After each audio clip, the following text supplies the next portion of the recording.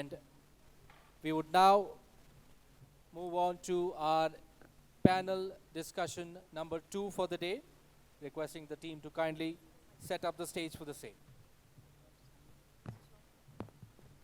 Conference on K-12 Leadership and India School Merit Awards, hosted by Education Today, powered by Unipro. Our gold partners are Sivom, NTAB, Live Life Foundation, TC Global, DAX Inc., Puma, and EdHR. Our associate partners are Ecophone, Yellow Bus Photography, Valid Initiatives, Open Door, Sprouts Edutors, EduSports, and School Ventures. So we have seen a few set of awards which have been given away, with one panel discussion taking place earlier this morning. And after the parameter-wise awards, we are now heading into our panel discussion number 2.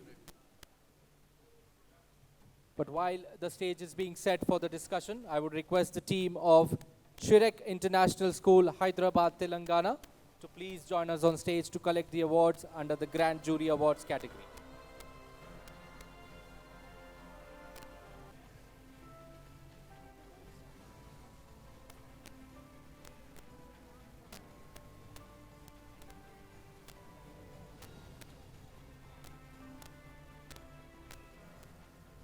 Now begin with the next panel discussion of the day. The topic of discussion is building a future-oriented education system. Are our curricula and policies on the right track? Kindly note that the panel discussion flow will be open for the question and answer session later. I now request Rahul to introduce the panelists to you. Thank you so much, Fiona.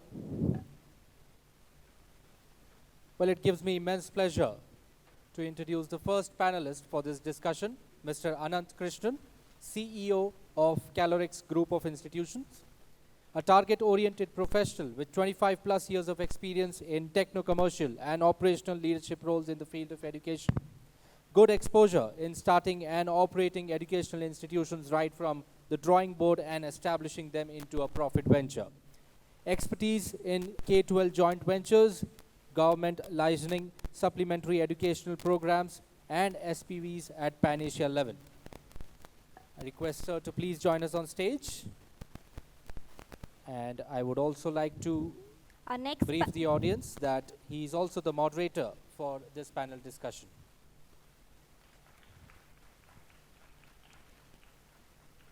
Our next panelist, Mr. Mehrotra, holds a bachelor's degree in Law and Commerce along with an MBA in Entrepreneurship from the USA. He is the trustee of Greenwood High International School, the managing director of Nesta Vera Group of Companies, and the chief mentor of Kara for Kids. Mr. Manas believes that the best way to create an impact in society is by educating the youth of our country and enlightening their path with knowledge. He is a charismatic person who has inspired many with his effective words and exemplary efforts in the education industry. His advice to students is to work with focus and a balanced approach. Welcome, sir.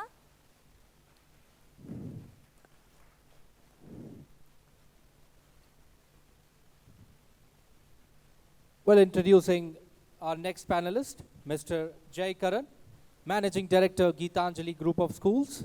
Mr. Karan is the Managing Director of Gitanjali Group of Schools. The school endeavors to prepare each student for academic, social, and personal success. I would request sir to please join us on stage for the discussion. A very warm welcome to you, sir. Our next panelist is Dr. Vidya Sravanthi, founder principal, is an alumni of Osmania University with a MA, MPhil, and PhD. Her school education was in St. George's Grammar School, where her mother, Mrs. Vijayan, was the principal. Her father, Professor Vijayan, was a professor in geology in Osmania University. The desire to pursue her career in the field of education came to her naturally, and she put in her best effort to fulfill his dream right from her student years. Dr. Sravanthi was a president guide and an NSS worker, as well as a student leader throughout her student years. She was granted a UGC fellowship and pursued her dream of achieving a doctorate in English literature. Could we please have you, ma'am, on stage? A very warm welcome to you, ma'am. Our next panelist for this discussion is Mr. Tanveer Ahmed, CEO of Little Flower Public School and Mitra Academy. Tanveer Ahmed is a great visionary, an accomplished academician, an intellectual mentor, and an inspiring leader. He brings a unique combination of management strategies into academics by equipping himself with a degree in education, engineering, and business administration. With his corporate exposure as a financial business analyst and teaching credentials as a visiting faculty, Mr. Ahmed is bestowed with a unique combination of dynamic entrepreneurship and strategic management. A very warm welcome to you, sir.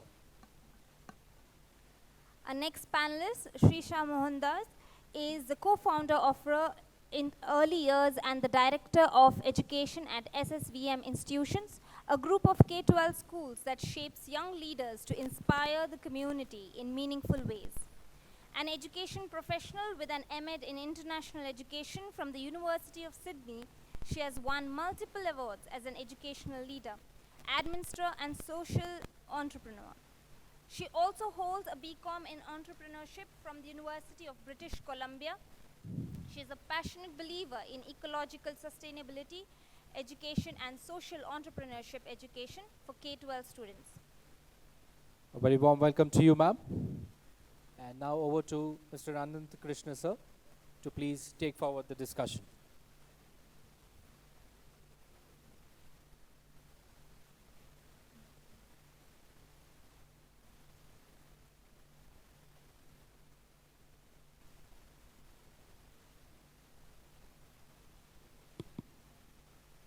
Thank you. Om Shri Guru Bhyo Namaha. Bangalore is such a great pleasure coming back. So, your first love, your first girlfriend, and the first place of work, you can never forget, right? So this happens to be my first place of work. Kormangla, Niche Ghar, kya tha? There's a song, na? Upar Paan Ki Dukaan, Niche Paan Ki Dukaan, Upar Gori Ka Makan. So mine was something similar. So I had an office in the ground floor, guest house on the first floor. So 3 years of Kormangla life. So I just can't forget that life. So it's a pleasure coming to this place again and again. Thank you all, respected members here. Thank you, academicians. A beautiful day, a beautiful lunch that we all had to have. And now we're starting with this beautiful panel on building a future-oriented education system. Are our curriculum and policies the right track? A fantastic topic. I don't think this topic has ever been taken by any of the sessions in the last about 2-3 years, particularly after the NEP. The relevance is all the more so because NEP has brought in a lot of changes, whether good, bad, or ugly, that we'll discuss in the next 1 hour. And I hope this discussion will turn out to be very fruitful for all of us. An investment in knowledge pays the best return. That's what Benjamin Franklin, the father of modern United States, said about 100 years back. An economy which is based on knowledge flourishes. Some examples of this statement is the US economy, the Japanese economy, the South Korean economy, the German economy, the Singaporean economy, the Israel economy, Finland, Canada, and a couple of more. What is common in all? Can we also have some audience participation? What is common in all? Do you see anything common in these economies? Anybody here? Anybody from here, please? Any of us? Yes, ma'am, please go ahead. What is common in these economies? Yeah. Yeah, so these countries, what is common in them? Yeah, they are all the forward countries. They are all the forward countries. Well-established countries. Well-established countries. And they have the best education policies. So what makes them very different to the other countries are the policies that they have been following and implementing across the last 30-40 years. India, in the last about 20 years, has come out to be a knowledge economy. IT, ITES, software education, development, research, fintech, e-commerce, healthcare, tech, and edtech is what is the focus of the country today. Now, India also boasts of having the youngest median manpower age, which is at about 28.2, in comparison to any of the Western countries, which is more than 40 to 45 at this point in time. while India is poised to be a superpower by 2047, which is the vision of not only our leader Narendra Modi ji, but also each and every one of us have this in our heart. But there are some hardcore facts which we can't close our eyes to. The UN Development Report Index has stated India to be at 131 out of the 181 countries which has participated in it. And if you see some other indexes, we are somewhere a bit on the lower side. Global Innovation Index, we're at 142. The World Happiness Report, 126. The World Economic Program for Environment is 180. The Human Development Index is 132. A couple of indexes where we are on the higher side is the Global Digital Skill Development Index, where we are number 1, and the Times Higher Education Impact Ranking, where we are number 4. We have seen 3 NEPs till now, right? Across various stages since the time that we have got our independence. 1968, then 1986, and then 2020, the last NEP, right? All 3 of these NEPs have their own pluses, their own minuses, their benefits, their drawbacks, and learnings for each and every one of us here. So without going much into detail, let's straight away go into the questions where this esteemed panel here can be of some guide to all of us. Ma'am, I take the first question to you, Mrs. Mohandoss. You run the SSVM Group of Schools, right? A very famous chain of schools in down south, right? The first national education policy came in 1968, right? The concept of that was primarily compulsory education for children up to the age group of 14, right? This is the time when the 3-language formula was also adopted, right? I have my own experiences of the 3-language formula, which I'll be talking about probably later sometimes. But you being from the south, and you having, so many institutions from the south, would have seen a different kind of a 3-language formula in comparison to what we saw in the north, right? What has been your experiences with the 3-language formula? Mic, please. Mic, please.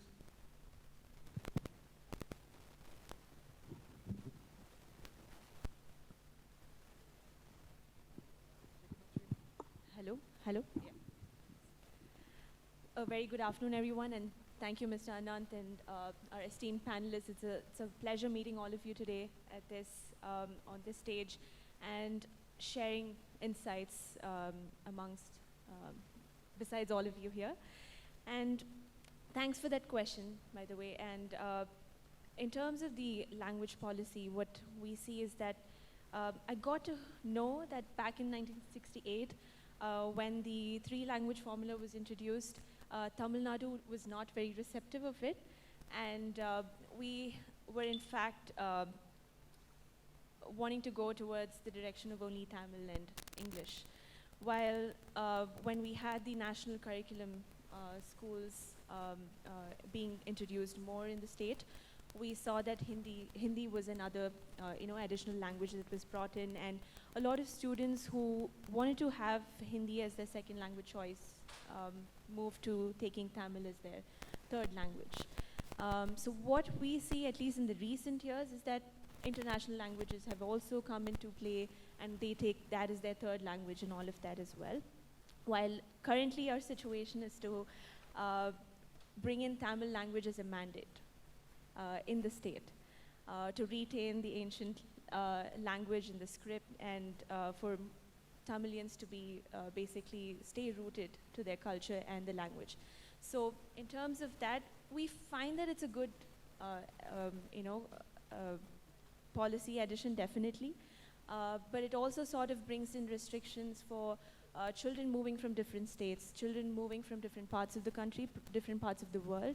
So I think it's all about how we interpret the policy that's being implemented and how we as a school can actually take that forward. So what we did is bring in Tamil, although if it being a mandatory language, we sort of identified and assessed children who are at their beginner levels, intermediate levels, and advanced levels, so that they don't feel pressurized about the language being introduced. Rather, they have experiences across different age groups and have the ability. The whole purpose of the language should be, brought in terms of communication and professional, fluency, if that's the direction they're going towards. So that, in terms of that, the levels of introduction can be focused on, and seeing that we do the best in terms of where the child is at and giving them that opportunity to take the language Lovely. from that. So what I get to understand is you are advocating the three-language policy, and you also said that in the state of Tamil Nadu, Tamil was introduced as a language, right, as a third language, whereas some opted for Hindi, some opted for Tamil, some opted for the foreign languages also. But you say the third language policy to be something which brings culture close to you and you close to the culture. Such a nice statement, ma'am. I am a product of the three-language system. So I have studied across 5 states, and today, luckily, I have a command over 8 languages. I speak and write all 8 of them. That probably has given me an edge when it comes to operating schools across the country. So I really thank the government for this kind of an initiative. Though I understand that if I say the same stuff in Tamil Nadu, I may not be liked for it, but nevertheless, being a Tamilian, I would always say and be an advocate of the three-language policy system. Thank you very much. The next question to my dear friend, Tanveer Sahab. Tanveer Sahab runs a good number of schools in the state of Karnataka, and he is also very much pro the government policies, right? I've been knowing him for about 5 years now. Tanveer Sahab, the first NEP, I'm still sticking to the first NEP, right? It concentrated on the sciences and the maths, right? So that was the outcome of the Kothari Commission's report, right? So they said that we want to make engineers rather than to make literature graduates, right? That was the statement which was given in the Kothari Commission report. Today, after 75 years of independence, right, the country still struggles with English as a language, right? If I talk about some facts, we would have about 17% of the total population of students studying in English. The rest is into some other language, either Hindi or any vernacular language. So 2 questions. One is, was the policy really right in terms of concentrating on sciences and mathematics only? And was, again, the concept of leaving behind the social sciences and English also right? So what is your thought on it, please? Well, thank you. Good afternoon, everybody. Well, personally, I come from an engineering background. So I have that affinity towards the science subjects. But if you ask me, I would say that at least now in NEP 2020, they have given more emphasis on foundation, numeracy, and literacy. So I think it is very important. I would advocate that the language arts should be given more importance than getting into. Of course, without that base, I don't think science and math would be understood.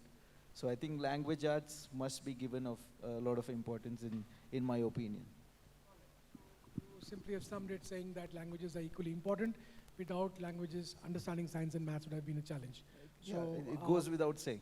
Got that. So any specific agenda ticket that you follow in your schools when it comes to languages and the social sciences? Yeah, so it is, of course, we are driven by the ICSE curriculum, so which by default we have, they lay a lot of importance on the English language and the social sciences as well. So we do a lot of, workshops and things like focusing more on the language. See, when I come to math, basically, why children do not have the affection towards maths is because they do not understand the problem, the sum. So to understand that, you definitely have to have a good inclination towards the language. So you always say that for that matter, any subject, when you have something that you have to interpret, it's not just solving something. For interpreting something, you really need to be strong in the language. So when it comes to word problems, you often feel that children find it difficult. But if you just give them a straight addition, they do it. But when you have to interpret that, but I think so, your foundation literacy should be very strong.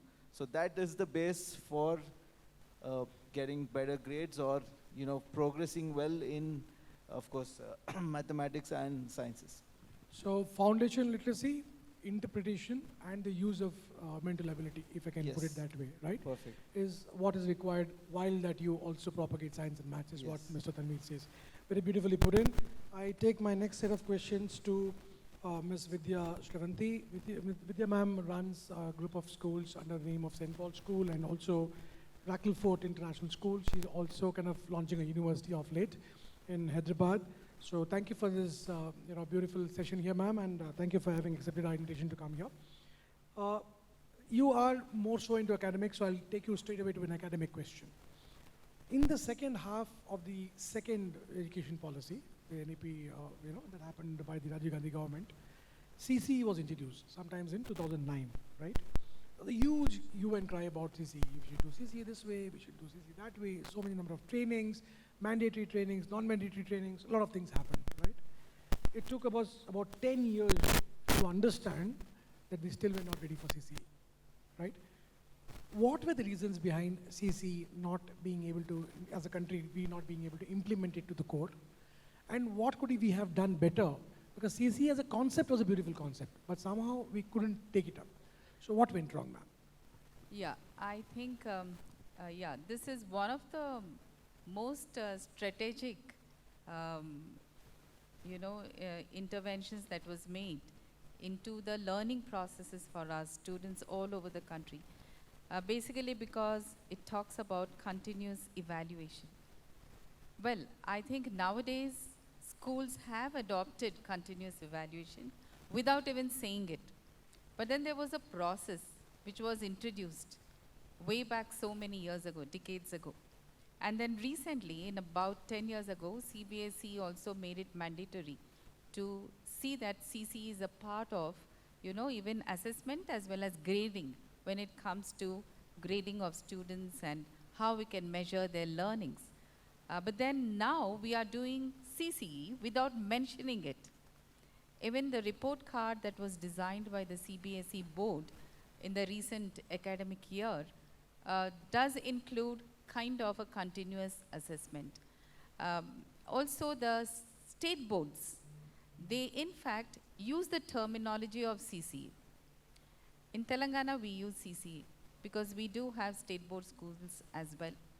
And it is mandatory that all the schools adopt the CCE. Well, coming to student evaluation, what happens is when a child enters into a classroom, it's for the teacher to engage the students. Until and unless the teachers are professionally trained to do it well, they cannot do it as an ongoing process. So in their mind, if they are still of the old concept wherein they conduct a test, a class test or a written examination or an oral examination and only then take marks, so the teacher gets accustomed to that. Largely it could also be because firstly she's not trained, secondly because she has large classrooms to deal with, more number of students. Like we did see the example wherein, abroad, it is so much more simplified because the classroom strength is around 15 to 20 or 25. At the most, 25 is a very big number. 18 could be the maximum. Whereas in our country, 25 is the minimum in most of the schools. Well, nowadays, most international schools have 22 to 25 students. That's the norm. But all said and done, I think students are continuously being evaluated, but when it goes to the rural areas, where majority of our students actually need to be educated, there is far behind. We are lagging far behind. So there is no concept of continuous evaluation there. Perhaps there isn't any kind of intervention even. So teachers are not even trained to understand. If they are trained, because our B.Ed, we do have a B.Ed college.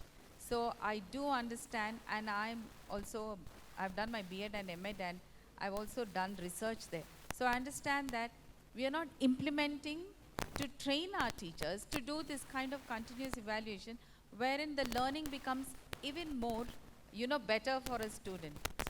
A student always learns better because what is happening when you are evaluated is whatever your learnings are, you're going back to reassess and think whether you've learnt it or not, for a little child too, without even the knowledge of a student. So that can become really very helpful. It's not exactly a failure, but it's not being structurally implemented as CCE, yes. So not a failure, but not being structurally implemented is what you rightly said. I also liked what you said is training to the teacher is very important. Though we have somewhere, each and every one of us, right, individually, collectively, we get a lot of time on training, right? The government has also launched a lot of initiatives, right? A lot of bodies have been formed to take care of the training aspects and needs. But even then, somewhere, the end result is not to what was desired, right? That's why probably CC had to be dropped off. But while I say dropped off, there are schools like yours which are in some form following CC directly or indirectly. That is one thing that you said was very, very nicely said, ma'am. Second, what you also said is, there's a good saying in Hindi. It says, "Kos kos mein badle pani, char kos mein badle vani," right? So India is a diverse country. So a lot of disparity between the urban and the rural population.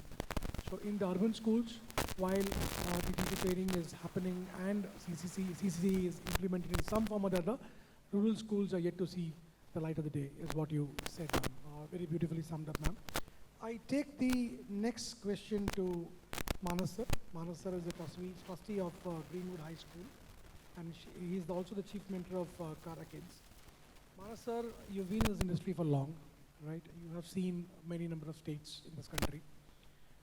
When we talk about NEP 2020, it was, it came in with a big pomp and show. It was launched, right? It took about 3 years of time to understand what it was. Some have adapted it, some are still understanding it, right? There are states like Tamil Nadu, Karnataka, and Kerala which have opposed it completely, right?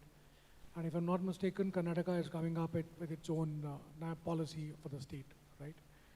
Then there are states like Gujarat which have gone full throttle in implementing it. And then there are states like AP, Delhi, even after it being from the hands of the opposition party, Rajasthan, Chhattisgarh, Himachal Pradesh, they all have adopted it well. Some have, some haven't, some are struggling. Where are we heading as a country?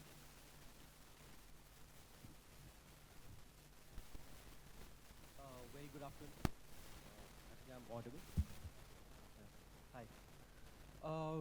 See,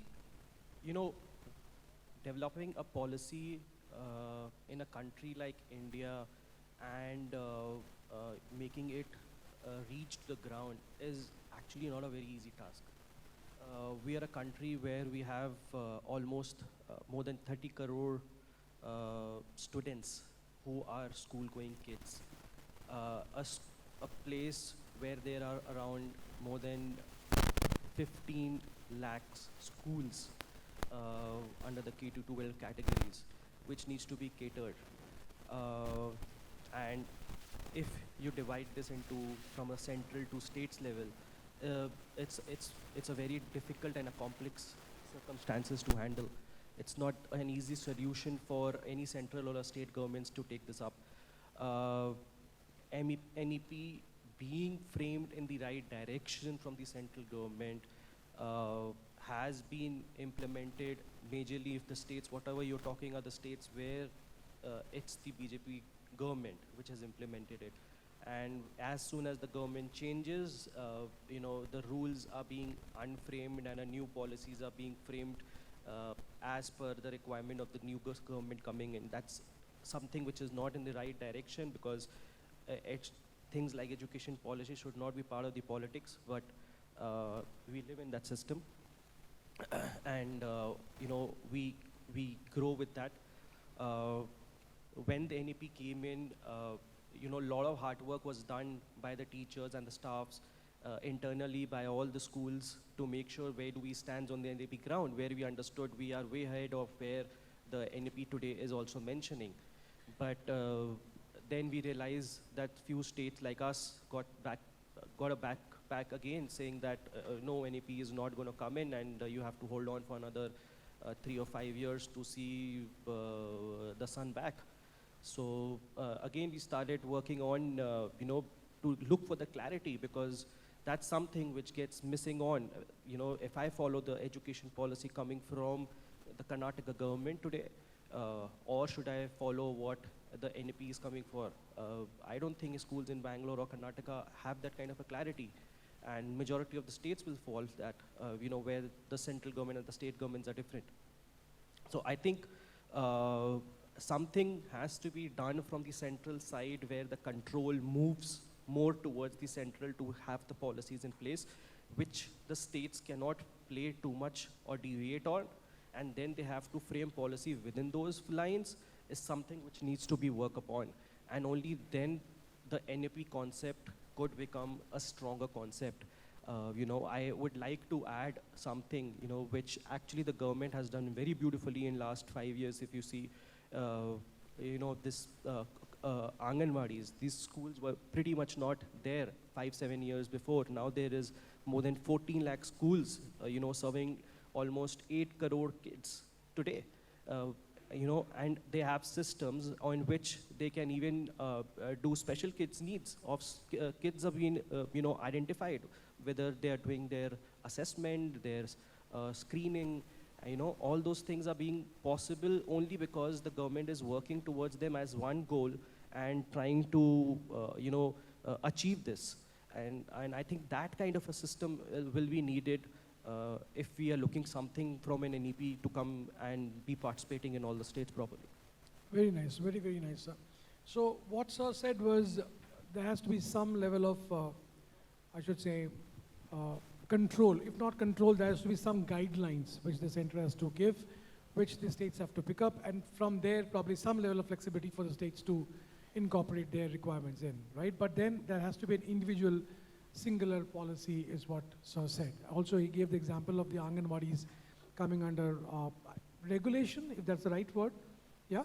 So Tamil Nadu saw this 4 years back, or 5 years back, in fact, right? So the preschools got regulated. You have to get registered to the Tamil Nadu Primary School Association, and you can't run a school, preschool beyond senior KG in that particular campus.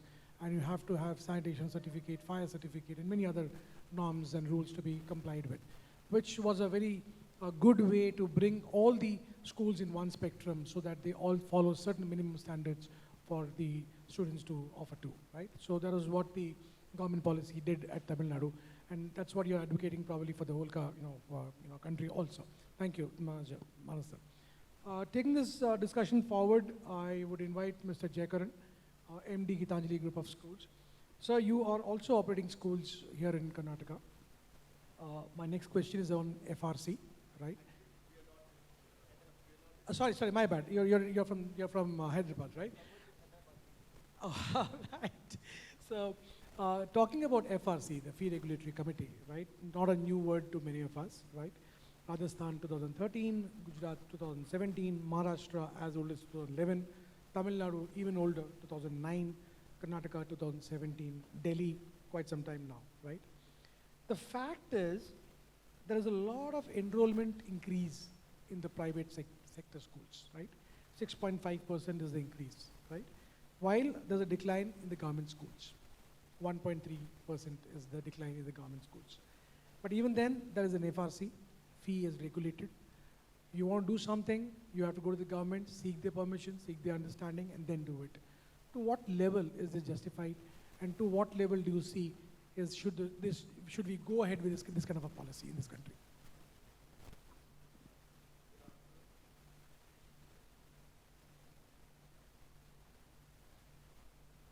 Mike, please.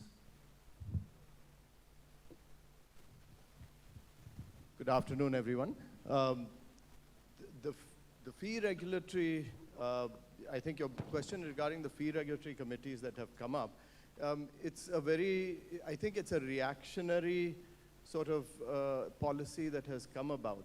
And in most of the states where it's been implemented, it's been controversial, of course.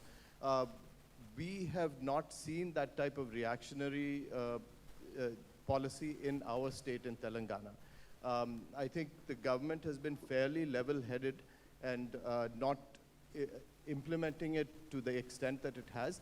There has been commissions in our state that they have investigated this, and I think what they've come about with is fairly reasonable, where the initial fee that a school can set is is sort of your baseline fee, and an increment in fee is what would be regulated or capped in a certain way. And I think that's fairly reasonable because schools may cater to different segments of the demographic, and and schools do vastly different things. There's vast differences in the way they operate and the facilities and infrastructure that they provide. And so it makes sense that the fees will be different. And I mean, we hear a lot of controversy from other states due to these committees, and in some states it has had a negative impact on education, especially among the private schools. We see that the quality of private schools is such that students from government schools are migrating over time into private schools, even though there are a lot of encouragements by the governments to bring students into government schools. And I think the idea is that the policies need to be framed so that we can improve upon the government schools, and that maybe one of the things that I feel personally is that the regulators are also the persons that actually operate the schools. So they operate the schools, but they also regulate the same schools, including both private and the government schools. So there's an inherent conflict of interest there. And if I think structurally we need to relook at that in order to get to a place where, a happy medium as such. So one thing which I could understand is you say that a kind of FRC kind of a situation should be there. To what level should it be there? That's a secondary question. But yeah, at the go of it, yes, it should be there. Second, the regulator and the operator should not be the same person. It has to be two different bodies, right? So that's what is a takeaway from what you said. Nicely summed up, nicely summed up.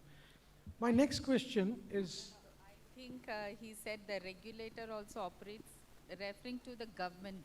Yeah, schools, exactly. So because they have to operate. They Correct. cannot hand it over to somebody. Correct. But they regulate the fee of the private schools, which is not fair. I like to I add think something even here. within the government, they could separate out those functions where the operator and the district education officer runs the government schools, but they're also responsible for the quality of the schools. So in fact, they're both the operator and the regulator. Let me just put in one word here. Like for example, Gujarat, right? Gujarat has a committee. This committee is consisting of various leaders from the society, chartered accountants, educationalists, right? And one representative from the government also, right? But then the DEO is not the direct representative who is supposed to be the regulatory officer. It's the committee which decides after studying the requirements from all the schools. So in the month of September, October, you're supposed to put in your papers, right, for the next 3 years in terms of what is your development that's going to happen and how do you see your fees is getting fixed, right? So based on that, they'll give you the fees, right? So there has been a lot of, I should say, ifs and buts in it, but yeah, in about 5 years, the process is now quite streamlined in the state of Gujarat, right? Likewise in Tamil Nadu also, if I'm not mistaken. But the question is it correct to put a fee cap? Is it really wise to put a fee cap, right? If you ask IB kind of a school to come and operate in a lakh or 1.25 lakh of rupees, is it really justified? That's the question. So I don't believe a fee cap is correct in that sense because each school offers a different level of infrastructure, facilities, the way they operate, the training of their teachers. I know IB has a huge mandate on training of teachers, and which can be fairly expensive. So schools will have to choose sort of their baseline fee. I think what's fair is that parents know that they the fees will not change drastically over the tenure of the child's education. I think that seems fair to me. Got that. Thank you very much. My next question is on the literacy rate in the country. While that we got independence, India was at 12% literacy rate. Today, we're at 77.5% literacy rate.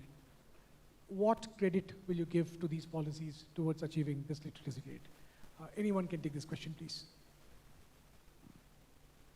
Will I take it? Yeah, please take it. Yeah. So, well, it's very interesting to note that we still are wondering about the literacy rate when the world is thinking about changing the entire strategies of education. Well, it is very important for our country because we see that in the rural and backward areas, there are also those states which are really in a very, they are called the staggering states, like be it Bihar or Chhattisgarh or Orissa. That's because there is so much of illiteracy and uneducation there and so much underdevelopment, status. But then what really matters now is, because literacy, if you can literally translate it, it is read and write. Now I think everyone, be it a vendor or even to say, the least earning person can read his cell phone. So what is literacy now? Because it's not just the letters that they need to read, but they can understand. What they basically need is how to survive. Yes, but definitely we want children to read, write and learn. But when it goes into the village dynamics, how good are our teachers there? How well are they trained? That's the basic question we need to ask ourselves, because how many city teachers are willing to go there? Because there are graduating students but unwilling to go to the village or rural areas. There are migrants going abroad. Even I can say drivers' children, my 2 drivers' children are studying in the US. Not that the driver earns a very big pay, but then they want to go there, but they don't want to go back to roots at any point in time. So we can see that there are literacy rates, improving, but not according to the expectation of the growth of the country, where the country is really growing and developing so well, even financially, economically. India is going to be one of the, it's already on, surging high up, but there is so much of variance and there is a difference, and we need to cater to that. But then what are we as educationists doing? How much is the government doing to, there are Anganwadis. Anganwadis have been existing for more than 4 decades. But then how efficient are those Anganwadis? How, the basic point, like one of our speakers spoke today, is about teacher training, which is so much lacking, and they do not know how to make learning, teaching learning more engaging. Because even those children are addicted to their cell phones. Whatever videos, maybe they can't read much, but they like to watch videos. If city students are, like you said, engaging in playing their games or computers through the night, the village children are engaged in watching videos. Parents are unable to control them. I've seen one of our workers, their child, just took his life. That's because he's unable to cope. He's a little kid, only 16-year-old. And because he's unable to cope with studies as well as in the night, he's addicted to the cell phone. Mornings, he doesn't want to wake up. So what's the solution to it? Yeah, so education and lot of, insights need to be given to students. We also have the interdisciplinary learning, engaging students more into interesting activities, because our, even we are supposed to be talking about future. So the future would be more on how well you can engage students, because it's going to be more of project-based. It's going to be more of personalized learning. Even today we see that students don't want to sit in the classroom for a long time. They want to learn on their own. They want to go back home and read over the computer, over the online system. So it's a total, the scenario is going to change by 2048. So we are going to see that the learning dynamics would be, so AI is going to be the standard method of learning. Because today, my son studies in US, and he tells me that if he has to complete his assignment, he has to check what the AI is going to prompt him. Because it's going to prompt him in so many ways. He can reorder his assignment. So there are so many avenues for a city learned student, I should say, because they're technologically much more advanced. Much more advanced. I think a little child is more advanced than a 20-year-old. So, and a teenager is more advanced than many of us in how well they can use AI. Got that. Thank you very much. So, what is the answer? Finally, I come back to the question again. What is the answer? We still are going round and round. So maybe, if I'm not wrong, probably penetrating more into the rural areas to increase the literacy rate. I think digital education may definitely help in terms of the new schemes that the NEP has proposed. Because rightly said, getting good teachers or teachers in the rural areas may be difficult. So through digital education, we would be able to make children more literate, probably. That's one of the solutions. So digital education is one of the solutions, right? So second, teacher training is one of the solutions, right? Following a national policy is one of the solutions. So there are multiple things. Each and every one would have our own takeaways from these kind of sessions, right? Thank you very much. One request is sustainable development is a very important goal, right, for this country today. Please develop it within your students, right? Let them live the sustainable lifestyles, and to make them live the sustainable lifestyles is our responsibility to cope up with them and to teach them with good things and new things. With this, I thank you for this opportunity. Thank you all esteemed panelists. Thank you audience. Thank you. Have a great day ahead. Thank you so much, everyone. Thank you so much to all the panelists. It was indeed an insightful discussion. I now request Mr. Shaji Thomas, the Managing Director of NTAP, to please join us on stage to felicitate the panelists. Let's have a round of applause, ladies and gentlemen, for all the panelists. And joining him is Mr. Anil Sharma.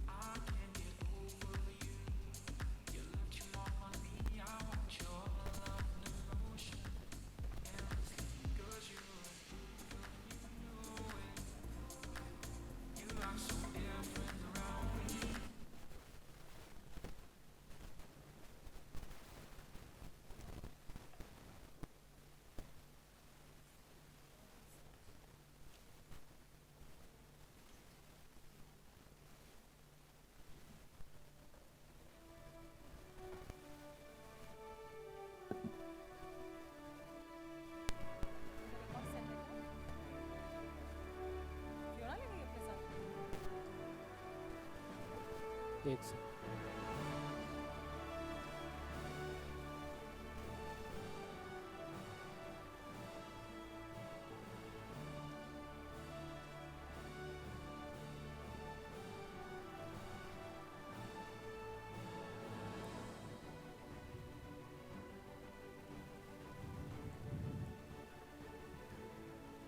Thank you so much to all the panelists for their insights. I would request Mr. Anil Sharma and Mr. Shaji Thomas to please remain on the stage to give away a few set of awards.